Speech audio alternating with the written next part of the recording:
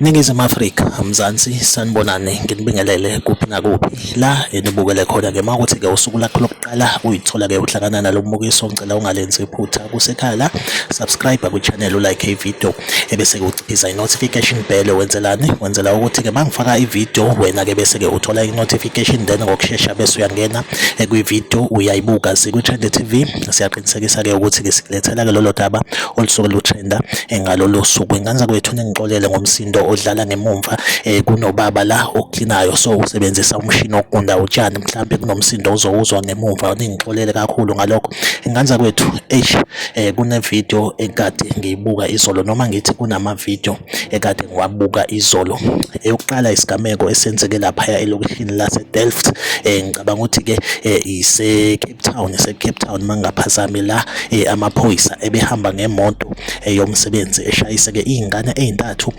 Ngokombiko wayizolo kuthiwa-ke bekushone ingane eyodwa, le engiyifakile esithombeni. Lo video kunayo-ke bafethu ngizowushiya uWhatsApp kwi-description ukuthi-ke uma ufuna ukuyibonela-ke lo video ngikwazi ukuthi ngikusendele. Nokho-ke yona-ke ayisabeki kangako, kodwa-ke ibuhlungu, especially uma umuntu-ke oney'ngane, kubuhlungu ukubona-ke ividiyo efana nale. Bese kuba yile sigameko esenzeke laphaya endaweni ngithithiwa-ke ise-Potchefstroom e-Western Cape bafethu la kuvela khona-ke umfana kuthiwa-ke ubulele uma wakhe. Kulo video-ke uvela impela uma wakhe esembulele, eqhubekile emhlahlela ngespade. Nokho-ke lo mfana-ke ugcine eshonile ngoba kunomakhelwane ugcine-ke eqhamuka endaweni yesigameko efuna ukuthi-ke amehlise umoya.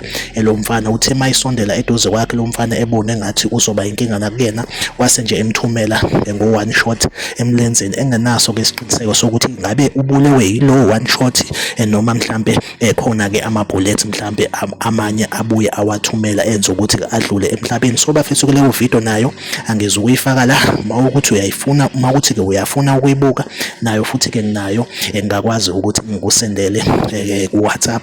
Nge-WhatsApp nje inamba yami lapha kwi-description lapha enzansi, uyithathe ngikwazi ukuthi ngikusendele. Ingane zakwethu, ngibonge ithuba sesohlangana khona ku-WhatsApp. Zikwi-Trend TV ngizohlezi ngikhona bafethu, nginilethela-ke indaba eyisematheni usuku nosuku. Ahlangabezane kwividiyo elandelayo. Ungakhohlwa subscribe.